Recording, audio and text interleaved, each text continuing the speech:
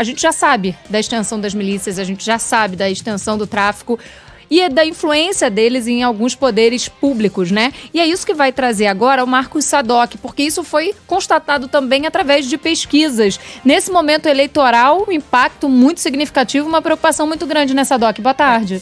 A gente lembrou disso na semana passada, né, Thaís? Quando a gente falou sobre o tamanho da população, o percentual da população dominada por 60%. Milícia e tráfico. O resultado é o que o Marcos Sadoc vai contar, né, Sadoc?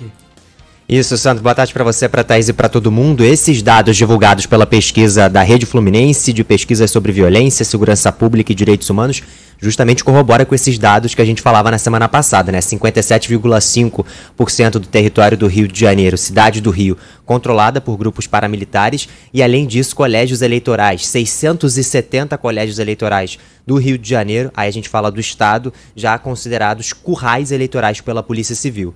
Falando da pesquisa de hoje, que vai de encontro com tudo isso que a gente vem falando nas últimas semanas, agora o que se fala diretamente, e tem muito a ver com as eleições municipais, a relação entre a milícia, as prefeituras, as câmaras municipais pelo Rio de Janeiro e também as igrejas evangélicas neopentecostais. Isso porque esse estudo, pesquisa de 1 ano, com relatos de moradores de vários bairros do Rio de Janeiro, de várias cidades da região metropolitana e da Baixada Fluminense, mostram que eles conseguem, os milicianos, circular entre o lícito e o ilícito e por isso eles se apoderam das prefeituras, das câmaras e também agora das igrejas para lavagem de dinheiro depois de ficar muito próximos de influências locais. Outro exemplo dado que a gente viu muito aqui nos últimos anos e não sabia exatamente como é que eram essas entranhas, né, Thaís? Diz respeito ao Minha Casa Minha Vida, por exemplo, e como esses condomínios populares foram controlados pelos milicianos, porque antes mesmo dos moradores chegarem, a milícia já se apoderou daquilo ali. Eles criam associações de moradores que se tornam fortes, mas na verdade são dominadas pela milícia,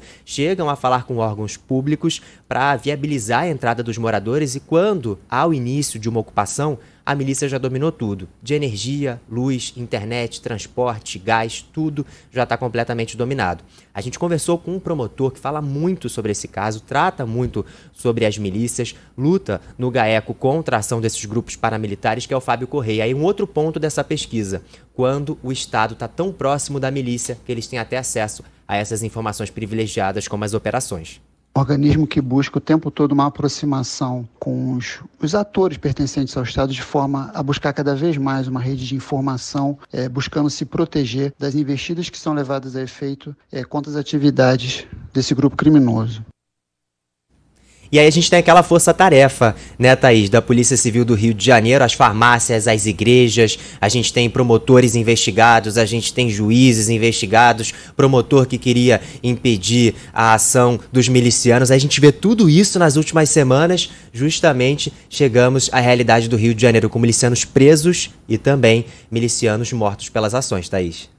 Agora, Sandro e Sadoc. Sadoc, eu queria trazer para você uma análise para quem não é do Rio de Janeiro conhecer. A milícia ela começou, né, na zona oeste do Rio, foi se expandindo, já chegou à Baixada Fluminense, onde atua fortemente, é responsável pelo maior número de homicídios, né, das mortes, dos assassinatos por lá. Também já chegou em outros municípios da região metropolitana, como, por exemplo, São Gonçalo, Itaboraí. E o que eu queria falar com você falou de um número impressionante que o Briggs trazia semana passada de 60% do território fluminense, ali, principalmente do território da capital, ocupado por milicianos. E aí vai em todas as áreas, né, Sadoc? Leblon, por exemplo, que é o IPTU mais caro do Rio de Janeiro, né, o metro quadrado mais caro, também com milícia.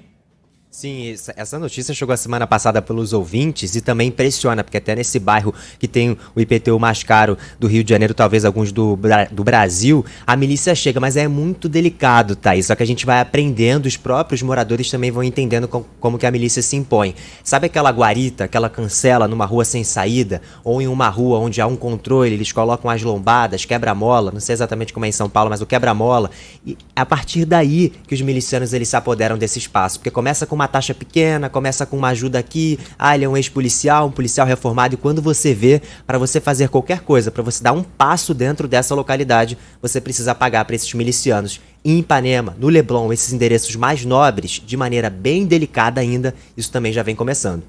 Falência total do poder público, né? Da autoridade. Onde o Estado não está, né? Abre essa brecha para a criminalidade entrar e oferecer os serviços que o Estado deveria estar oferecendo, mas Não foi o que aconteceu no Rio de Janeiro, e reverter esse quadro, Sandro e Sadoc, vai ser muito difícil. Sadoc, um bom trabalho para você. Qualquer novidade, só entrar aqui com a gente. Para vocês também, bom dia. Bom dia, Sandro. Valeu. Agora 2h14.